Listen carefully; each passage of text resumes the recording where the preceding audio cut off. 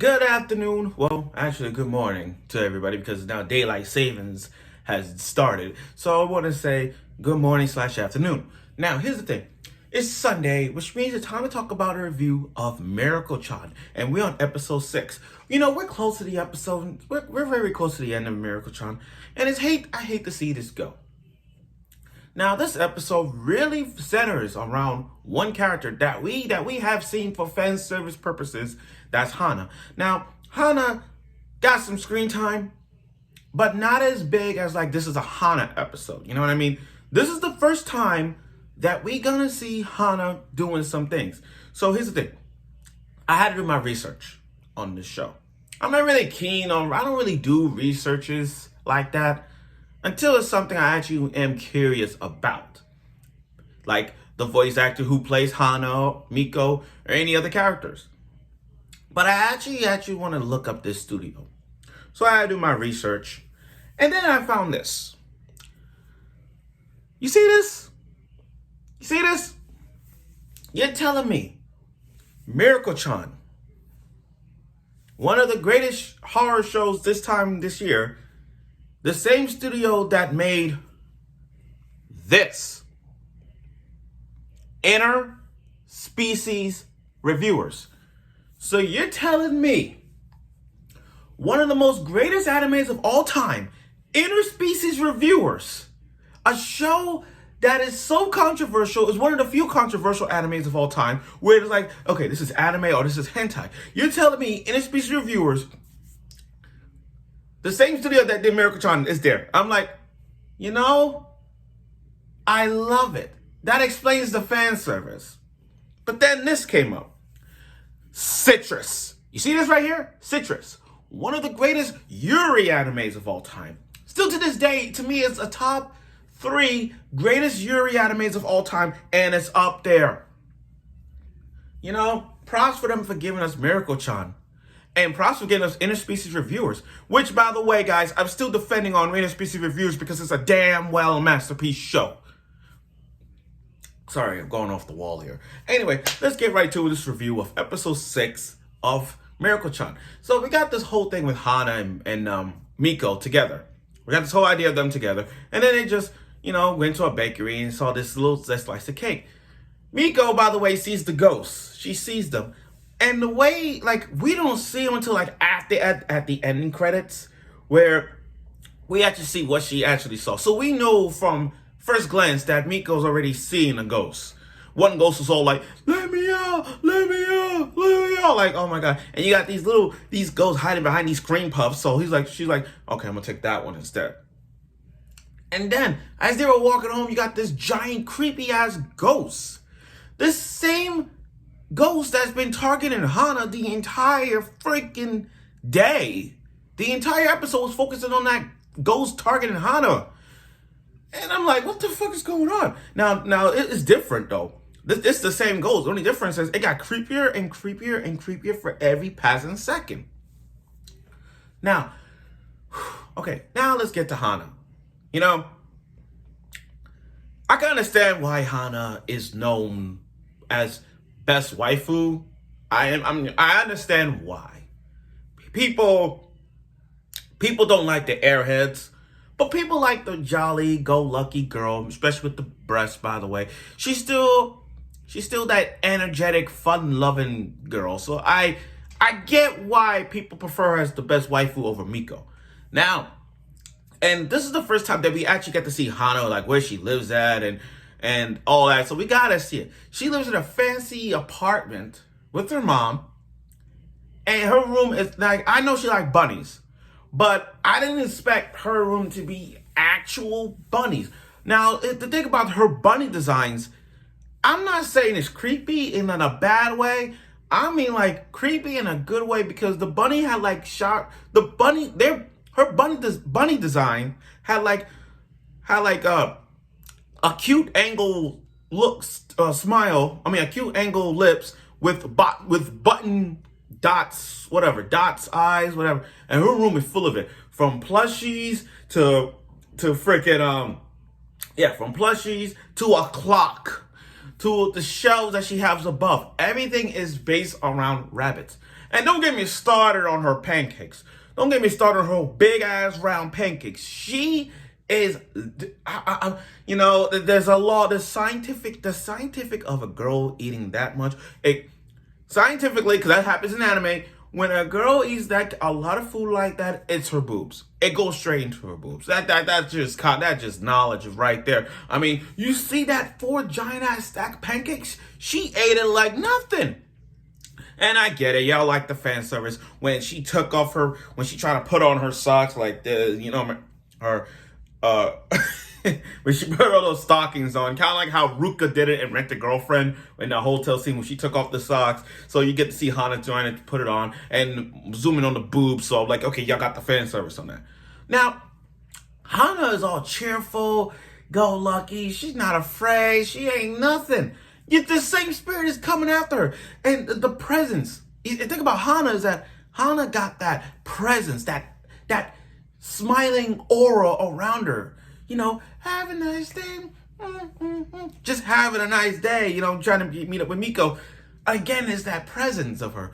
And then that same spirit was like use one of that big ass fingernail spirit, use one of the spirits, and then just cooked it. Like you treated Hana like a frying pan and whatnot. You were treating Hana like a fucking frying pan. You put the ghost on her boobs, and it fried up, and then that goes ate her in the mouth. I'm like, damn, you using Hana like a fucking frying pan. What is with you with her?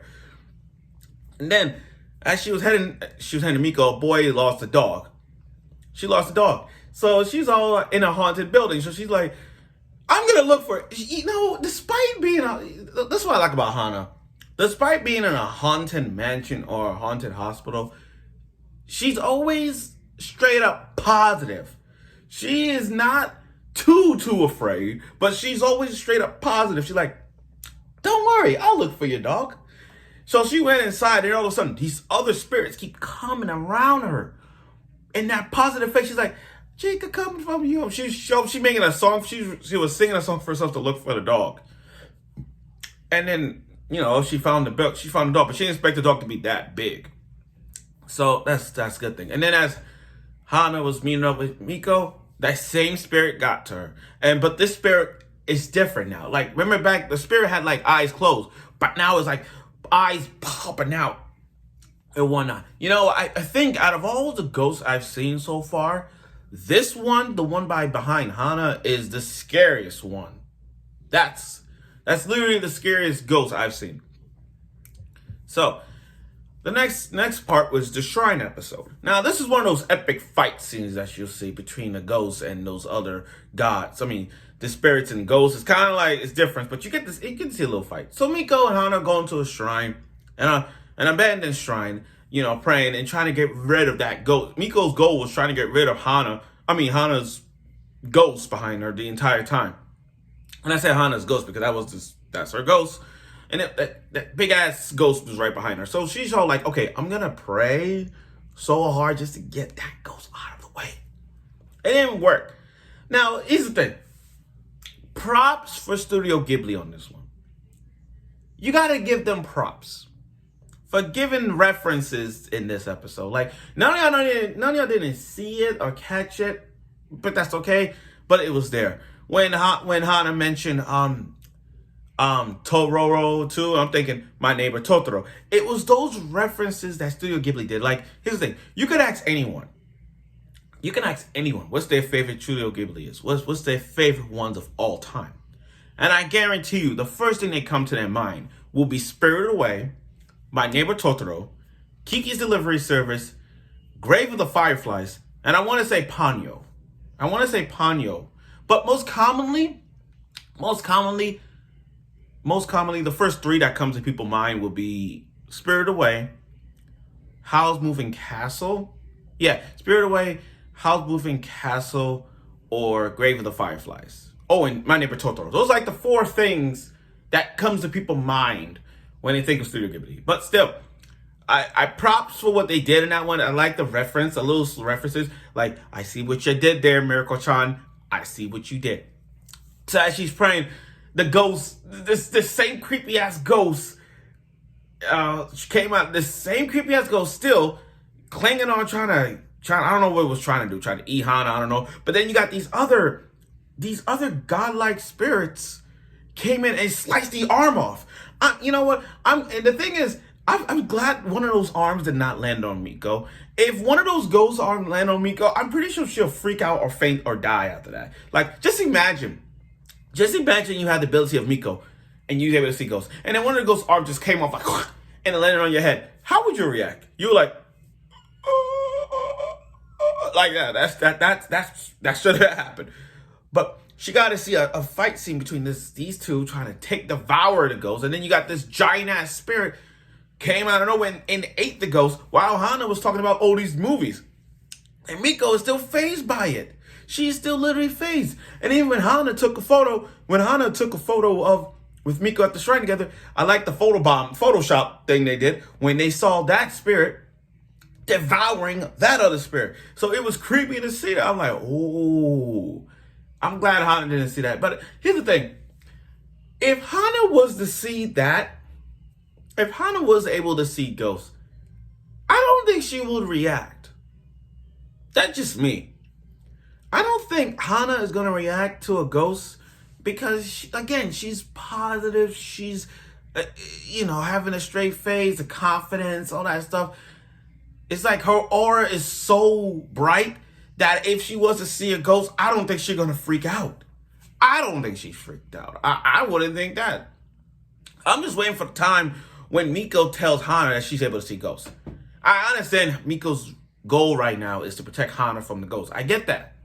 But I'm just waiting for that one time to see what's going to be Hana's reaction if Miko was to tell Hana, hey, I can see ghosts. There's one behind you. There's one above. Like, what would be her reaction? I think she'll say, it's fantastic, because that's how she is, positive, enjoyable. So I think she'll say it. But anyway, I like that spirit, that fight, I will call it a fight scene, but that blood scene somewhat between those ghosts was really good. It was really good to watch. Really good episode. Really great episode. So, yeah. Also, the ending credits, like, we already know that Miko already seen the ghost. So what we got was just what type of ghost was it that made Miko change her mind about all these desserts and went for that one. So that makes sense. So anyway, this was a great episode. It was a great episode. This episode actually focuses on Hana, by the way. It actually centers more on Hana than anybody else right now, because right now we got a Hana episode. We could call this a Hana episode because, like I said, it really was mostly about her in some ways. Not as much in terms of storyline, but we got some Hana screen time. Let me just say that. Yeah, that's a good way to sum it up. Hana's screen time episode. So I look forward for next week's episode of Mieruko-Chan, episode 7. We're almost done with this, so let's keep it rolling. Let's keep it rolling. Let's keep it rolling. Let's see where the direction goes, and let's see these more spirits come in play as the episode progresses. So again, I look forward for next week's episode of Mieruko-Chan, and I'm sure you will.